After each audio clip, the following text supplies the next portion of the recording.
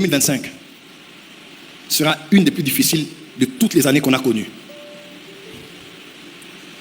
Depuis les 30 dernières années, à part l'épisode de Covid-19, cette année, le monde passera par des temps extrêmement difficiles.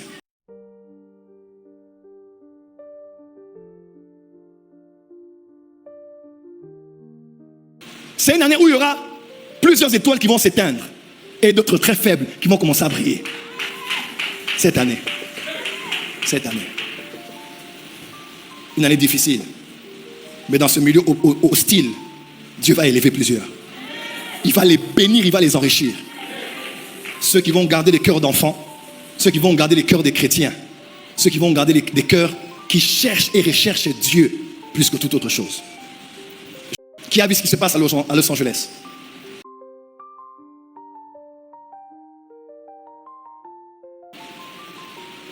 Théorie du complot ou pas, climat ou effet des pyromanes, peu importe, ce qui se passe est un acte inédit.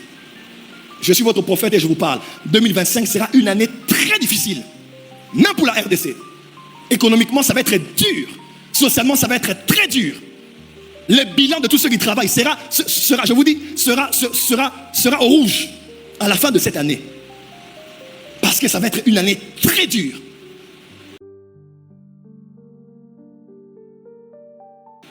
Ce qui se passe à l'Est ne va pas s'alléger. Ça va encore se durcir en cette année. Si j'ai un prophète de malheur, je vous annonce ce qui va arriver. Vous allez entendre parler des choses qui viennent du ciel, qui tombent sur la terre, comme ceux qu'on voit dans les films. Les éléments qu'il y a dans les cieux vont commencer à tomber sur la terre dans ce quinquennat qui s'ouvre en 2025. Cette année, on aura beaucoup de morts. Il y aura beaucoup de plusieurs figures emblématiques dans beaucoup de secteurs sur le plan mondial. Beaucoup vont mourir en cette année. Des chefs d'État, des chefs de guerre, des musiciens, des journalistes. On va en compter énormément. 2025, 2030. Le réchauffement climatique va créer beaucoup de dégâts. Ce n'est pas de la futurologie, ce n'est pas de l'étude des informations. Non, c'est la pensée de Dieu. Le monde va passer par des temps extrêmement difficiles. Tout à l'heure, pendant que je dormais, j'ai fait un songe. Je me suis vu en train d'aller en Chine. Alors que je volais pour aller en Chine, on nous disait dans l'avion que la presqu'île, Japon c'est une presqu'île. On m'a dit que la presqu'île de Japon est en train de s'effondrer. Tout le Japon est en train de s'effondrer. Les ténèbres vont devenir épaisses. Et beaucoup de gens vont abandonner la foi. Regardez bien. Autrefois, on allait dans les retraites. Quand quelqu'un est dans les retraites, on voit ça sur ses statuts. Aujourd'hui, quelqu'un est à la prière, mais poste des blagues. Quelqu'un est à Nouka, mais poste des jeux. Quelqu'un est à Nouka, mais poste des faits de société. Les gens ne sont plus dans la crainte de Dieu. Les gens n'ont plus la révérence pour Dieu. Les gens ne tremblent plus. Quand on sait qu'on sait ce qu'est de Dieu, les gens ne tremblent plus. Nous sommes dans la saison où l'apostasie va s'étendre sur la terre. Beaucoup de grands pasteurs, vous allez entendre, tel se proclame homosexuel, tel se proclame, et comment ça, on va en voir de toutes les couleurs.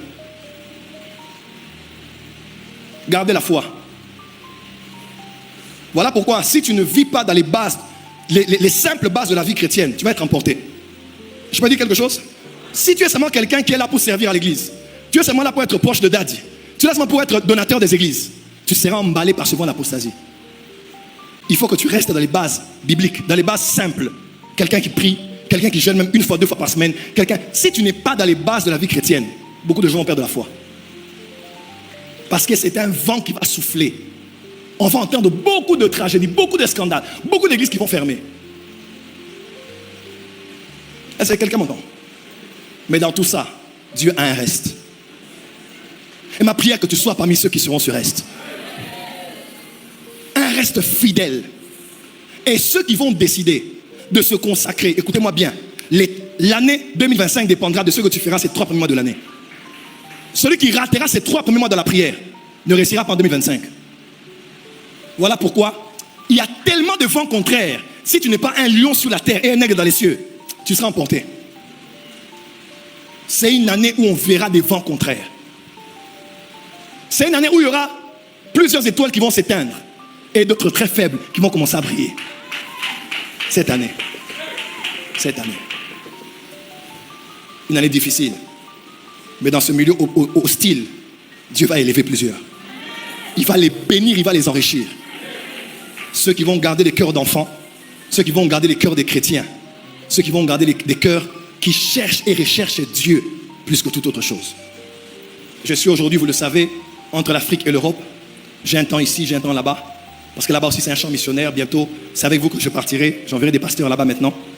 Mais du peu de temps de mon apostolat, ici et là-bas, je vous dis, la vie chrétienne, la véritable là, beaucoup de gens ont déjà perdu ça longtemps. Les gens sont habitués aux prophètes, aux pasteurs, aux activités de l'église, mais il n'y a plus beaucoup qui sont attachés à Jésus.